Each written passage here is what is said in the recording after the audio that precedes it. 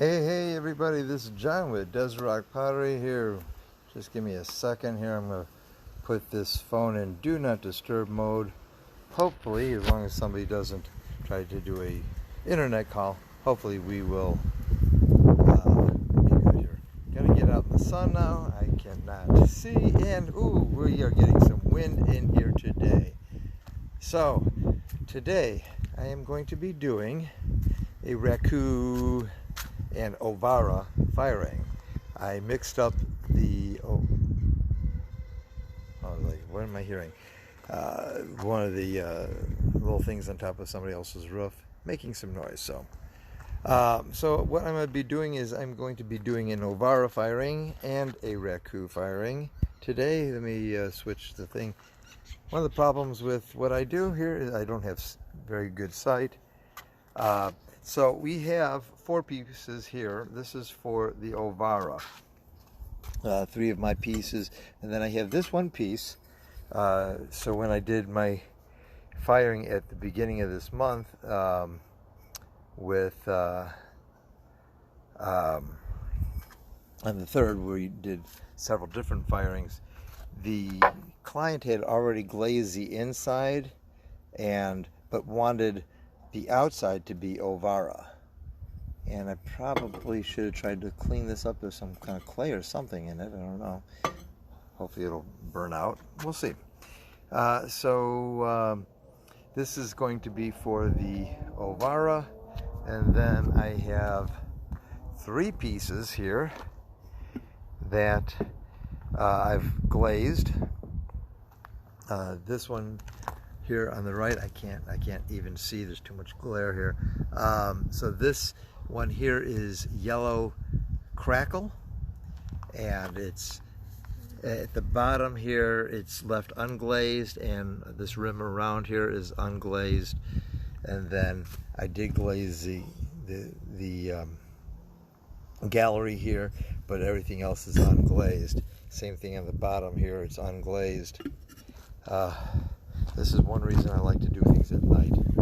This one here, it's blue something. I can't remember the name of the thing, but also same deal for the most part. I left this part unglazed, but I did go all the way down to the foot, but underneath, just the foot ring itself. Not sure if it can be seen, because I cannot see.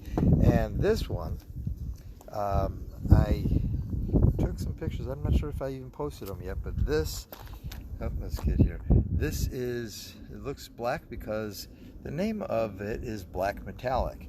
However, when I did the firing the other day, on Saturday, I did a Raku firing at a, there we go. Let me try to get a little bit into the shade. There we go. So when I did this Raku firing on Saturday up at Marjan Ceramics here in Phoenix, and shout out to Derek Lafferty, who was our instructor, very knowledgeable man with glazes and with firing and all that. Super awesome event that we had. So that glaze, I used that same glaze, and it came out blue. I was expecting like a shiny black or something. I don't know what I was expecting, but it was like a dark plum. I'm hoping that today I can replicate that. So what I'm going to do here, I'm going to get started. These, here, can't even see. Here we go. So these vases are supposed to be horsehair, and you can see where some of the horsehair, but the vases themselves actually kind of just cracked, even though they were grogged vases. So what I'm going to do here, I'm just going to set the phone up next to the vase. Hopefully I can't even see, but I'm going to go over here and I'm going to light it. I already have the gas turned on at the thing here. So we'll get down.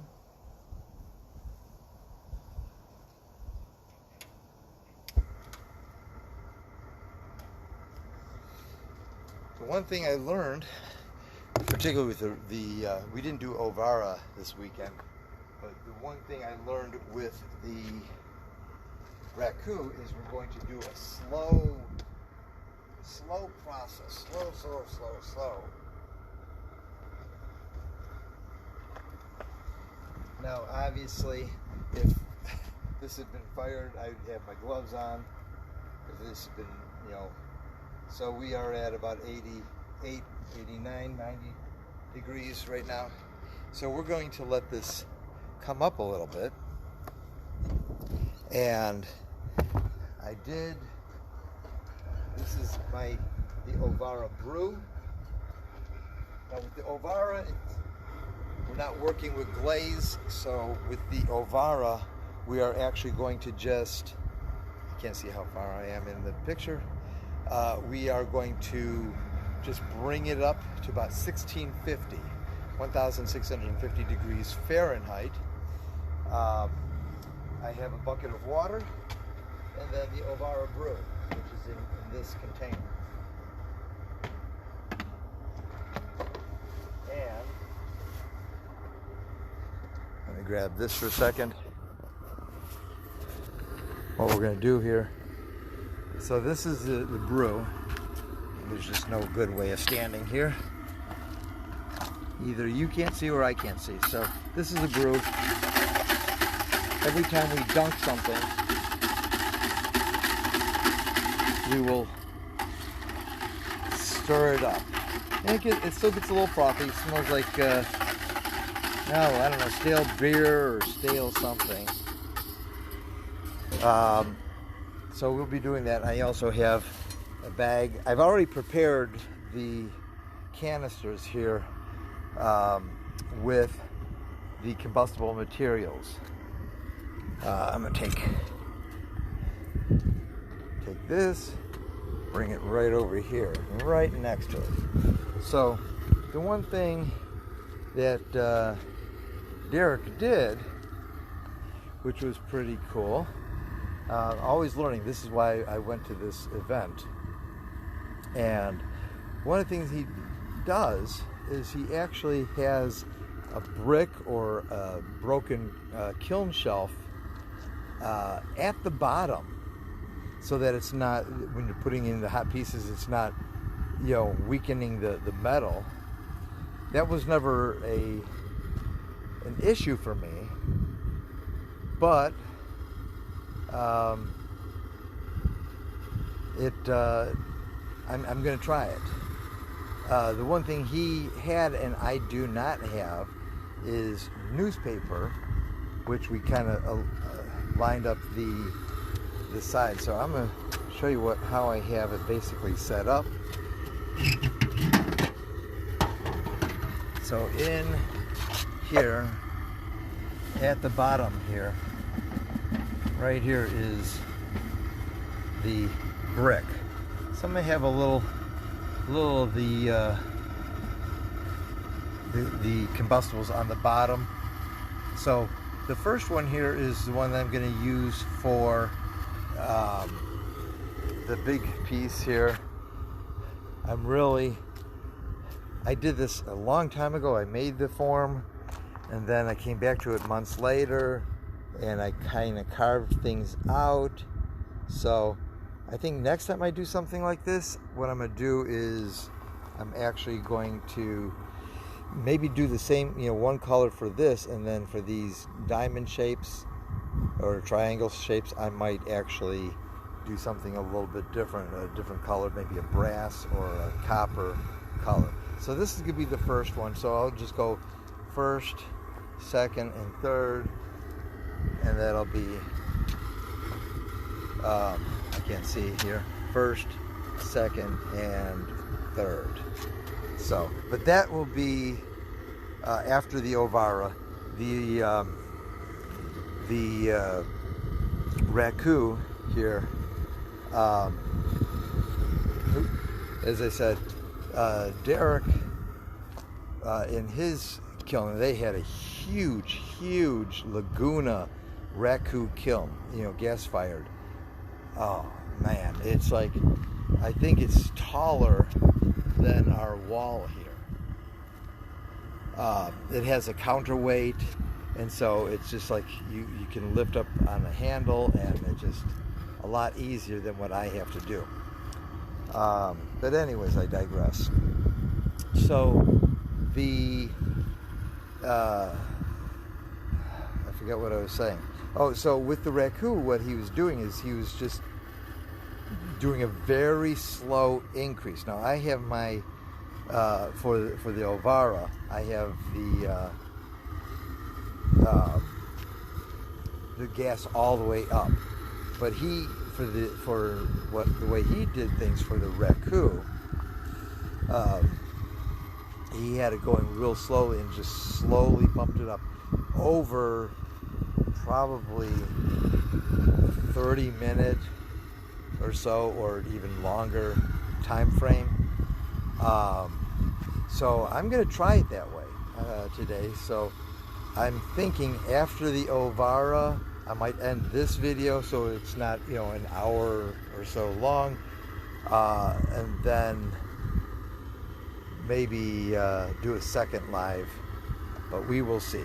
So we are currently at about 1045. I'm going to put on a glove here, because what I want to do is I actually want to adjust the flue. Right now the flue is all the way closed, and let's do this first. Okay, so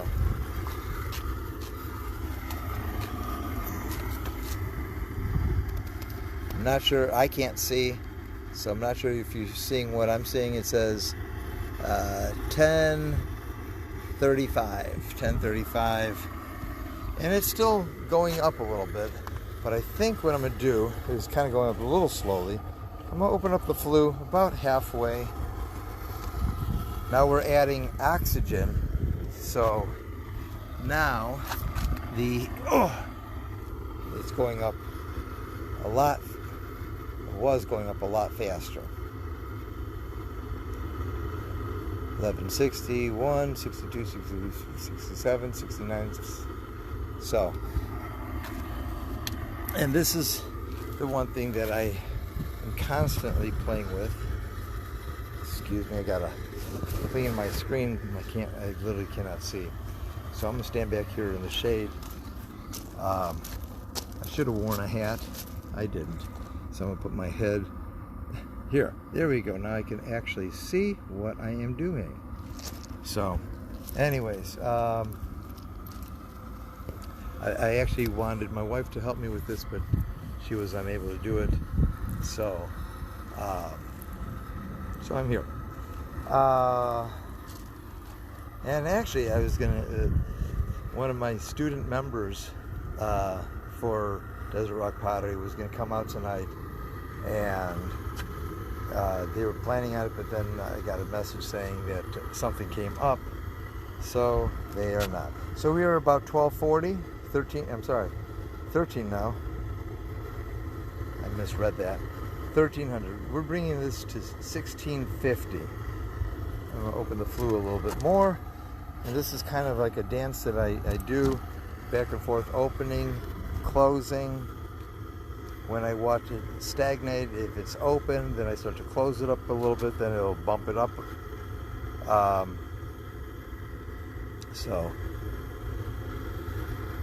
When I do this, I will have to be really quick. So when it starts getting to 16, around 1650, I will stage the phone back in the background here.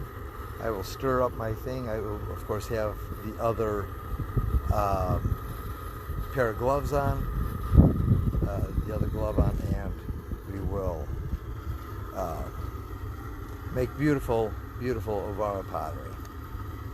So 1377, we are continuing to rise. I cannot see. Let me see if I can.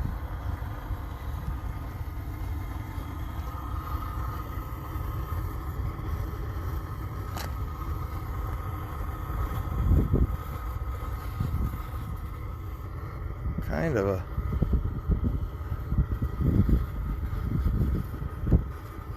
Let me see if I can open up the flue a little bit more. So you can see flames dancing around. The pieces are starting to heat up. They will actually start to glow. Now, going back to the one piece I'm doing for our student here.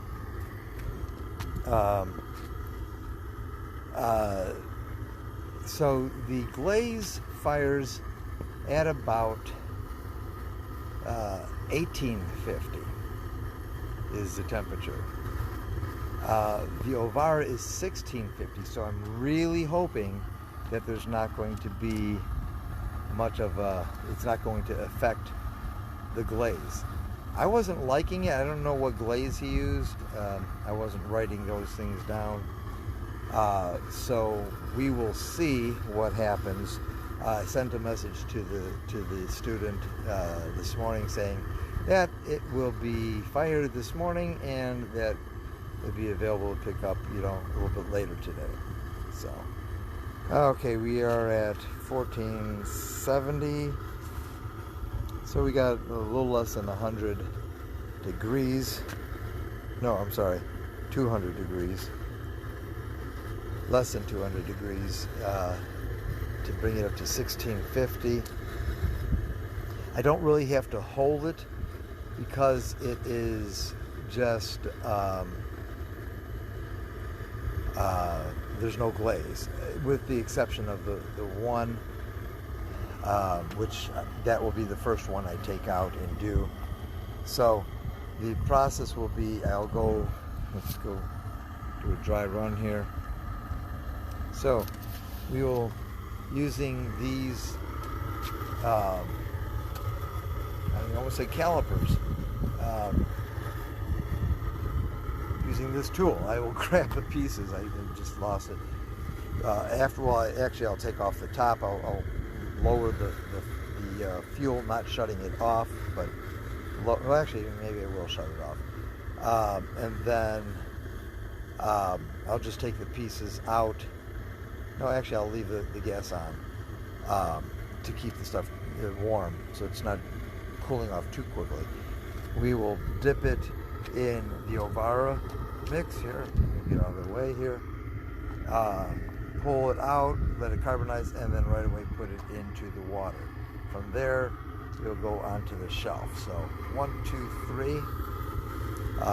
Should go pretty quickly. Okay. We are now at 1550, so 100 degrees to go, and we will be set. I'm watching it. 1560. Seems like it's crawling up a little bit. So now I'm going to actually close the kiln shelf. It looked like something dropped in there. Hope it didn't drop in a pot. Mina! Dog's out of here.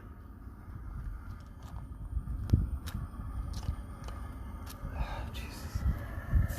People just don't listen. I say, I do not want the dogs out here. It's a dangerous place. Go, go, go. Go, go, go.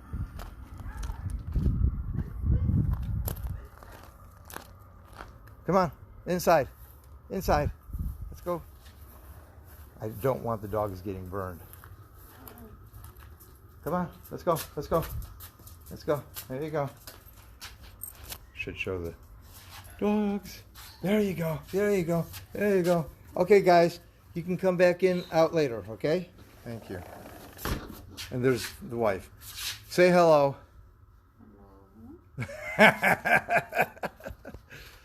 She's busy cleaning. I'm busy making a mess. Masterpiece.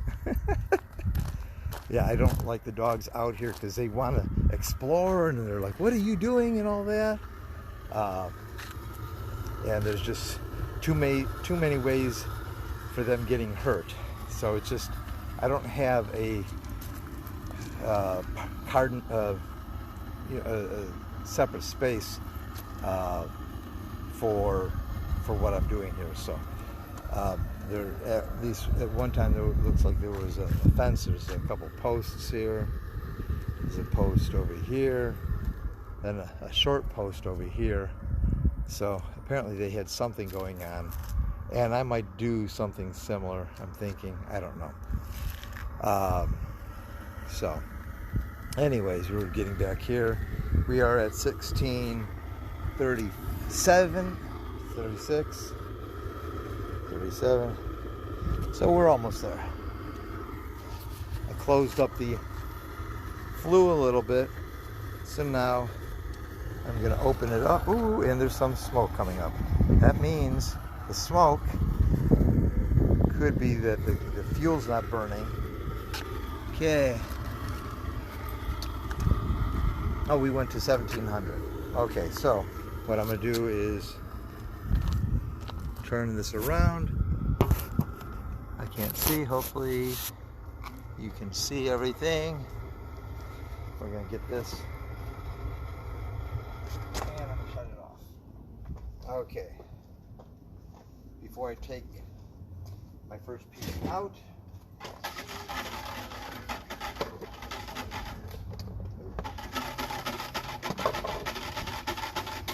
and it does happen from time to time that the pieces sometimes actually crack.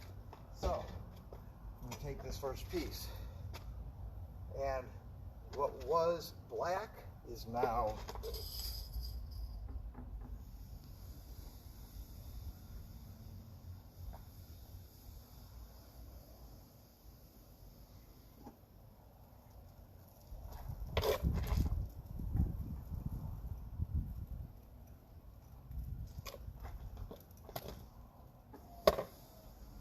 I didn't have a good hold on it, and now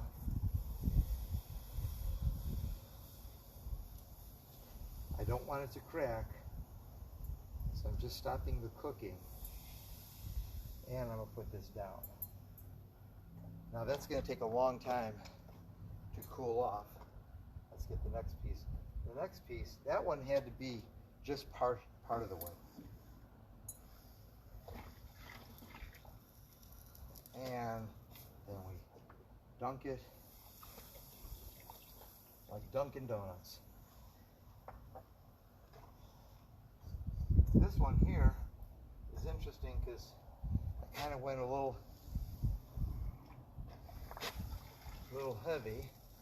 Ooh, and we let it go, and there we go. And the last one here. Let's see if we can get this.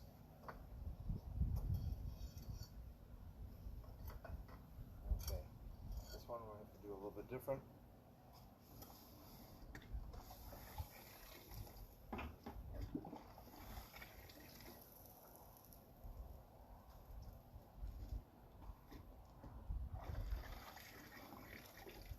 And sometimes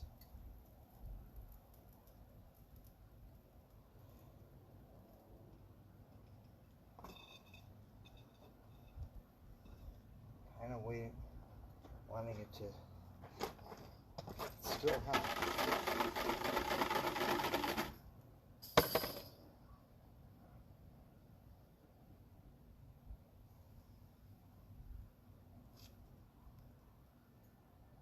I think it just lost a lot of heat. So this one might actually get refired. And yes, you can refire it.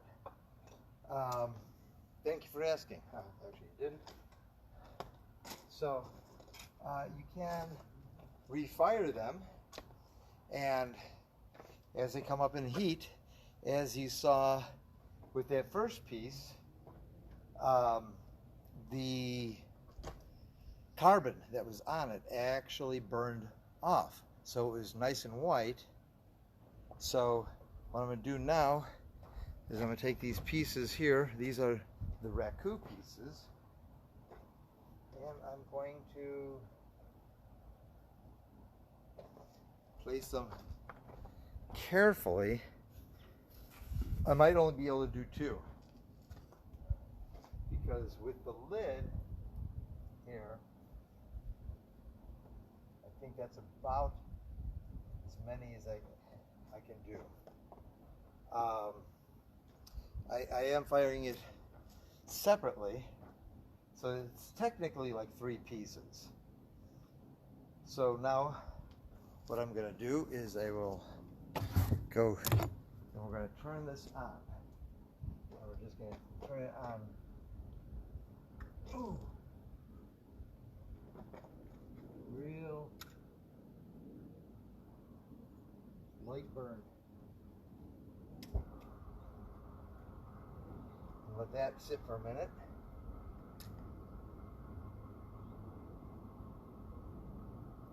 Okay, I'm going to close up the Obvara mix and move this out of the way.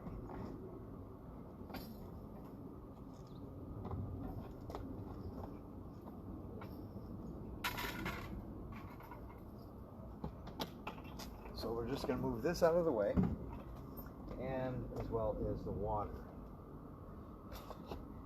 Now, this one piece, it was not looking really gorgeous earlier, but now, I think maybe if I put these glasses on I can see better. No, not at all. Thought I'd try.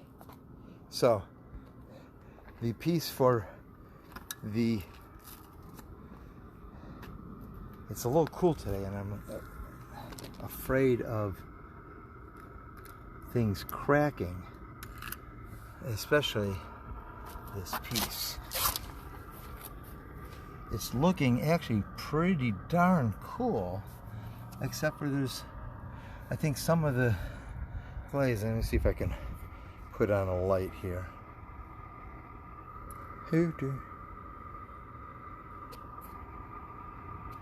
Is the light on? No. Yeah, now it's on. I'm not sure if you're seeing it.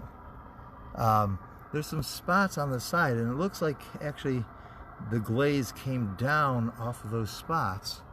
But actually, it looks pretty darn cool. And I do see a crack at the bottom. We'll look at that later. Okay. But otherwise, these 2 pieces in the back came out really well. That's what I'm kind of like the color I'm going for.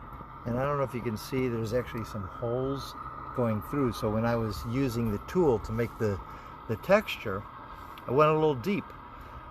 And normally that would be a bad thing, but I actually kind of like it for, like if we use for a potpourri. So, and this one is extremely light. I might, although in the inside it's not so bad. So I don't know, I'm gonna ask my wife what her opinion is. And so we got this going on. I'm gonna actually take, I will put this back over here. There we go. So put this back over here. Good. I hope it's good. Have to obviously be real careful.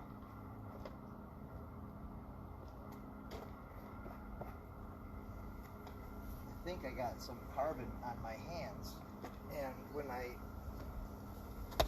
was putting the pieces on, I didn't look at it. So, okay, it's already saying 500 degrees. I don't know how accurate that is. What I'm going to do is try to turn this down a little bit lower.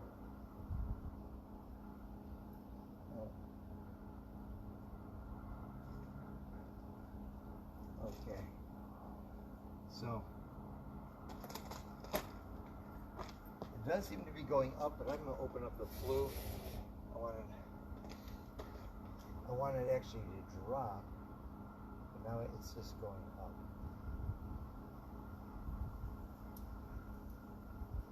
Now I've thought about putting a wedge so it gets more air in, thinking not. So what I'm going to do is I am going to end this video. Here, let me walk over here. This has to go up to 1850, but I'm going to try to keeping it going really slowly.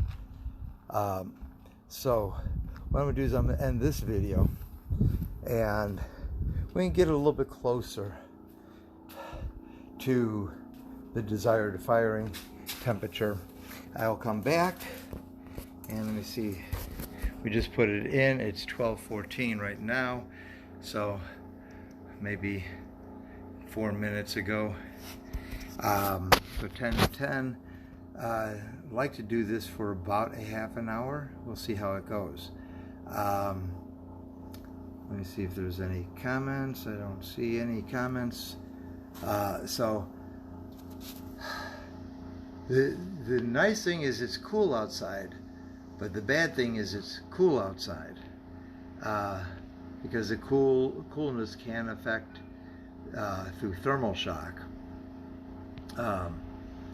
And the clays that I've been using have no grog, no sand, nothing in it. Grog basically is ground up ceramics. So there's nothing, and so through thermal shock, you know, when things heat, they expand, and then when they cool off, they shrink, and sometimes very fast, and that can cause cracking or total breakage. So I bought a bag of Laguna's WS5, which is a Raku type of clay. So I'm gonna probably start just using that only for my Raku pieces. I bought another. I have like about 175 pounds of the B mix without grog, and so I'm going to just start using the WS5 so that I can do more of these Raku, because this is the area that I really like. Actually, from my video or from my firing on the beginning of the month, this is a piece that got broken, but actually it did not break from thermal shock. It broke because I was taking another piece and dropped the piece right on top of it. So I could literally take pieces like this, and